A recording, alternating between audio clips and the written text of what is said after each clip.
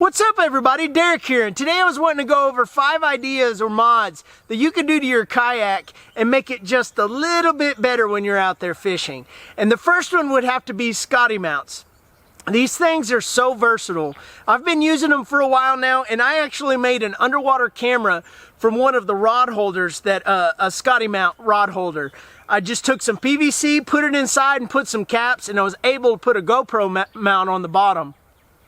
A lot of people can use rod holders or phone holders or ram mounts for your GPS. There's so many different ways of using them, but I've also seen a lot of people that are DIY kind of fishing kayak guys customize these things, kind of similar to what I did with my underwater GoPro mount. But you should definitely look at these Scotty Mounts.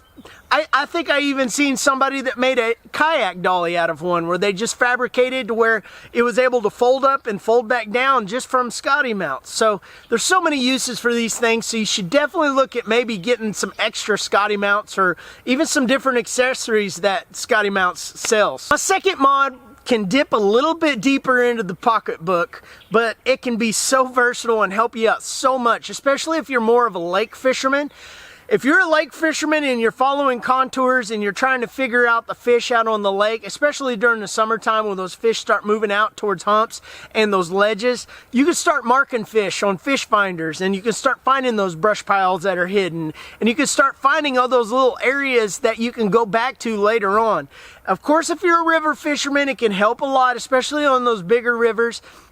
Tracking your course and finding out where a lot of those fish are mainly located in certain areas or pools, but mainly for the lake, it can help out so much. And not just that, if you use your temperature to your advantage during those certain times of the year, you can figure out where the bass are and what stage of the spawn they're actually in. All right, my third idea can really help you out and help you to fish a lot longer during the day, and that's any kind of deck padding. If you stand in your kayak like I do all basically day, and whenever I go fishing, I'm just standing. It's kind of the weirdest thing ever, but your feet, if you're on that plastic and it's that hard plastic, your legs can actually go numb as if you were sitting in a weird position, if you know what I mean.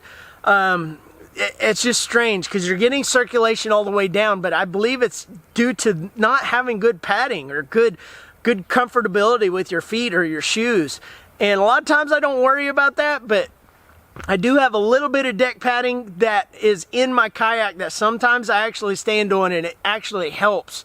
So you should definitely look into some deck padding. Plus, it's just kind of nice, kind of dresses up the kayak a little bit. All right, my number 4 is something that a lot of kayak guys really got to consider when they're out there on the water, and that's some kind of anchoring system. If it gets windy, get planned to be blown around, especially if you're trying to fish and you're getting blown around, or you're trying to sit on a fish. Say you're bed fishing. You got to have some way to stay in one certain spot.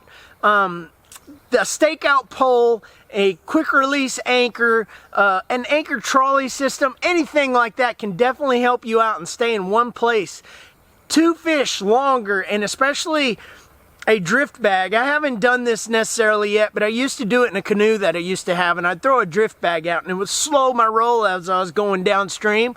Or if I was fishing down a bank with the wind pushing in from behind me, I could slow down and fish the bank a lot more slowly and a lot more effectively. So definitely some things to think about to try to keep yourself in the same place a little bit longer. All right, the 5th one is one that kind of gets overlooked a lot of the time, but until you actually lose some stuff in the lake or the river, you know what I'm talking about. And that's to keep your stuff floating if you accidentally scoot it off over the side or drop it down into the water.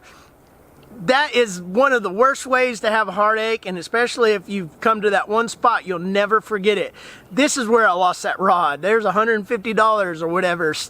I've done it before.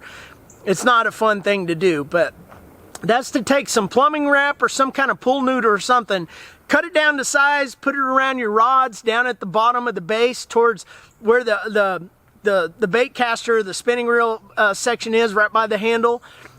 You've got to have some way to retrieve your stuff. If you've got a paddle, you could put a small amount of pool noodle right in the middle and then have a lanyard attached. Or you could even, if your phone has a waterproof case on it, you could put some kind of bobber system or just one of the key floats. You can put anything on there. So if you do drop your phone in the lake, you're not going swimming for it, because that's one of the #1 things I'd probably go swimming for. But anyways, let me know what you guys think. Or if I missed some stuff that might be a lot better to include in this one, let me know in the comment section. And thanks for subscribing, you guys. And subscribe if you haven't already. Like this video if you liked it, and I'll see you guys in the next one.